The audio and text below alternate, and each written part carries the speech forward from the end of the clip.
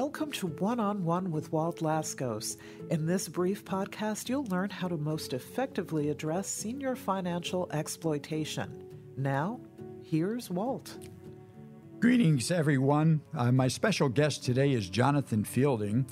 Jonathan is the Protective Services Regional Manager in the Massachusetts Executive Office of Elder Affairs. Jonathan, let's begin our conversation by having you tell us a little bit about the work of the Office of Elder Affairs. Thank you for having me today. The Executive Office of Elder Affairs is an office that's been around for many years. It's an office that provides a wide variety of services to older adults in the Commonwealth of Massachusetts, age 60 and over, ranging from home care services to nursing home ombudsman program, nutrition services, to protective services, which is what I'm part of, which is elder abuse, financial exploitation, caregiver neglect, really a wide range of services that meet the needs of older adults, both in the community and, as I said, for the long-term care ombudsman, assisted living programs in the community for older adults in Massachusetts. So, Jonathan, in your capacity now as a Protective Services Regional Manager, when it comes to older adults and financial scams, what are your observations? Financial scams or financial exploitation and scams are not new. They've been around since I've been in protective services for about 30 years. Financial exploitation by family, whether it's taking somebody's money, threatening them, deceiving them to get the money, that's been around for a long time. And the scams, even though the scams have changed and morphed over the years, we see a lot more of the romance scam now, a lot more of the grandparent scam now. But the scams have been around. Even 30 years ago, we saw a lot of the driveway repair scams. We saw a lot of the you've won the lottery scams. But they've been around for many, many years. And they're not just targeted at older adults. They're targeted at anybody they can get their hands on, anybody they want to target to get money. And that's their goal, is to target individuals where they can quickly get in, get out, and get somebody's money. And that's the whole point of these scams, is to try and get in and out as quickly as they can and get as much money as they can before they get out and go on to the next individual. You know, Jonathan, from my perspective, it seems like it's a continuing trend, and it just continues to get worse. Talk to us about the various ways the Office of Elder Affairs is working to protect elders and mitigate these financial scams. Since I've been involved with financial exploitation scams, I have found that the best way to deal with them is to try and prevent them before they happen.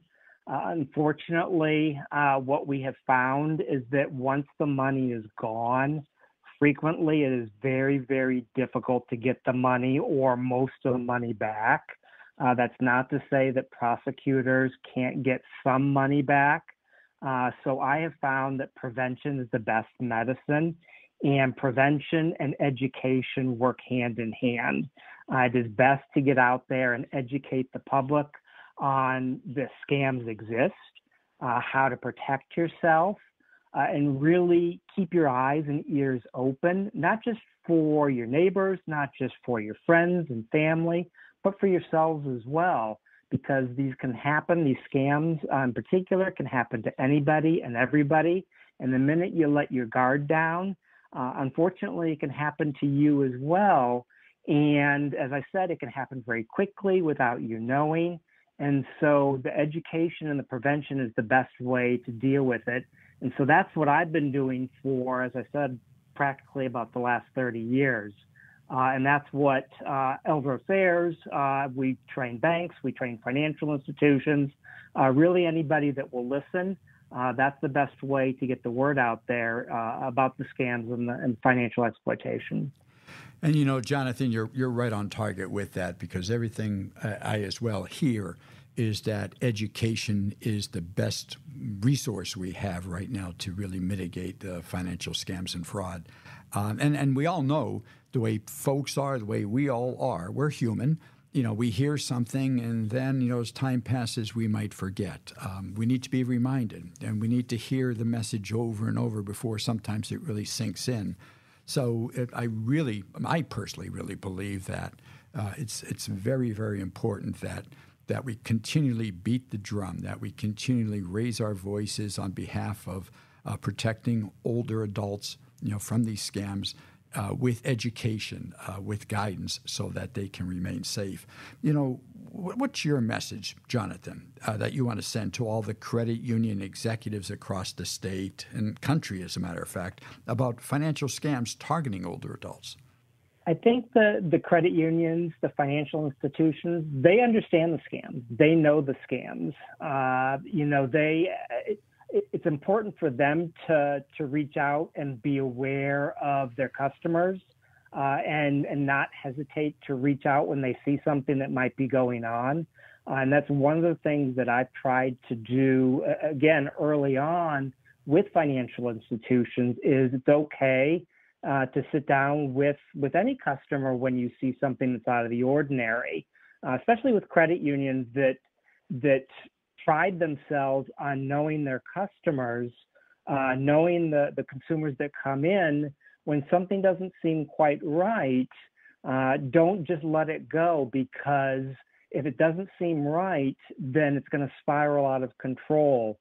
And if it's $100 that goes out the door and it shouldn't go out the door, then the next week it's going to be $1,000, or the next week somebody's not going to be able to pay a bill. And then we have a bigger problem, and it's a problem that we could have fixed. And the problem, I think, that financial institutions all know this, is the scams in particular change on a regular basis based on all the education that we do, whether it's how they get their money.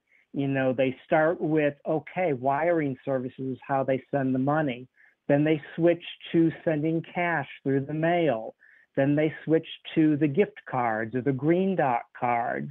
Now the big thing is cryptocurrency. And as we try to catch up to them, they're going to shift their tactics.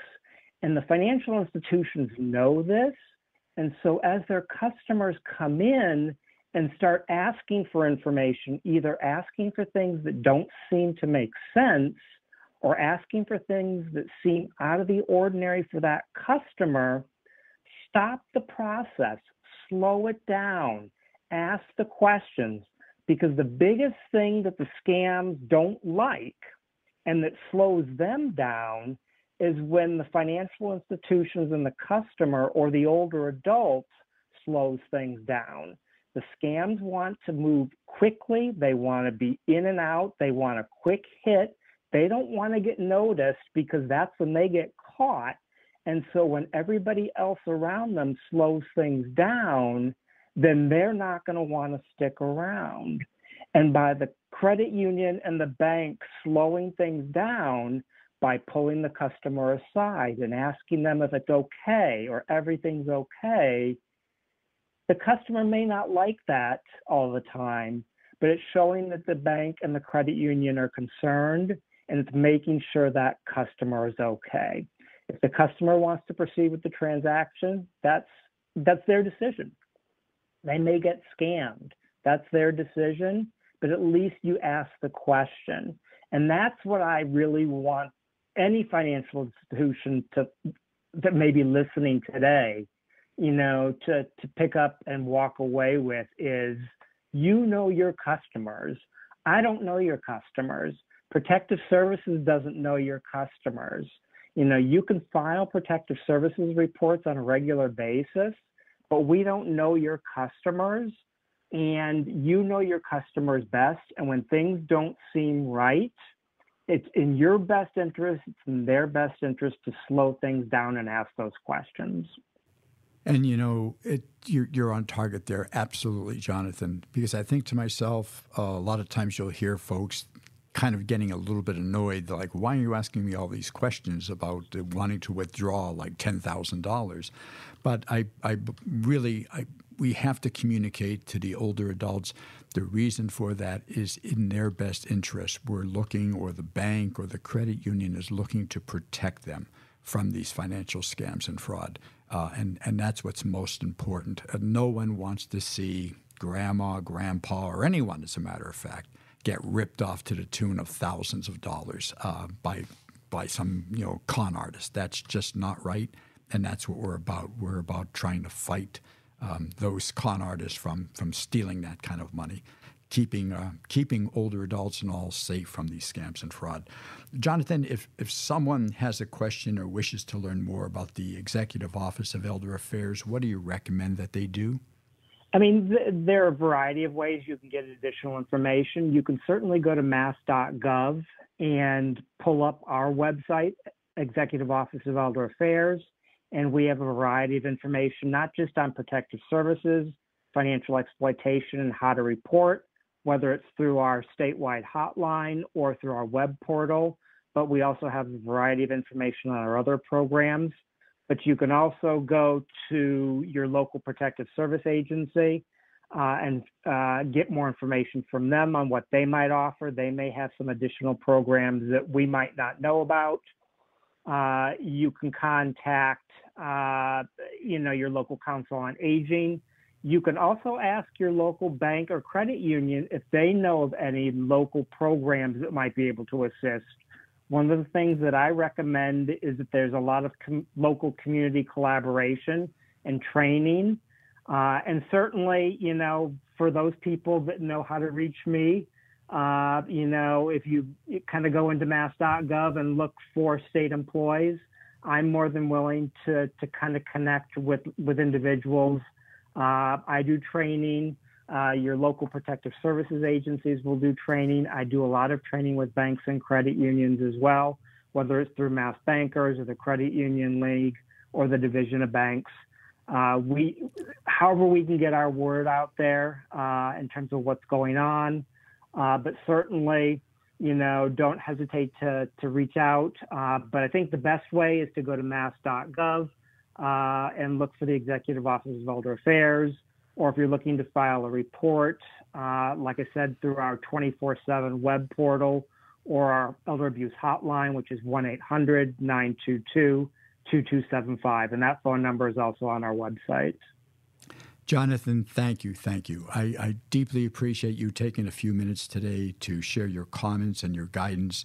And most especially, thank you for the work that you're doing in all that you're doing to keep seniors, older adults safe from falling victim to scams and fraud. Thank you for being with us. Thank you for having me. And thank you all, too, for listening. Stay safe. If you've enjoyed this conversation, don't forget to follow One-on-One with Walt Laskos wherever you get your podcasts. Feel free to send comments to walt@laskoscommunications.com. And to learn more about how you might support the prevention of elder financial scams, visit laskoscommunications.com.